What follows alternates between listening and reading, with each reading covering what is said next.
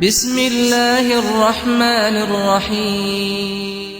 امام جعفر صادق علیہ السلام ارشاد فرماتے ہیں 8 افراد ایسے ہیں جو انسان کہلانے کے لائق ہی نہیں ہیں۔ سب سے پہلا، جو مسواک نہ کرتا ہو۔ دوسرا، تنگ مقام پر کھل کر بیٹھنے والا شخص۔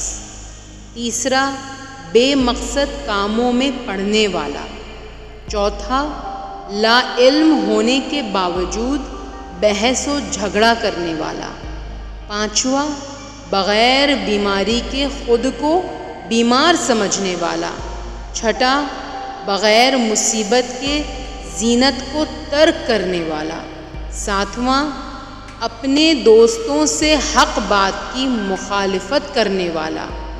اور آٹھواں، اپنے آباء و اجداد پر فخر کرنے والا شخص جبکہ وہ نیک کاموں سے خود بے بہرا ہو۔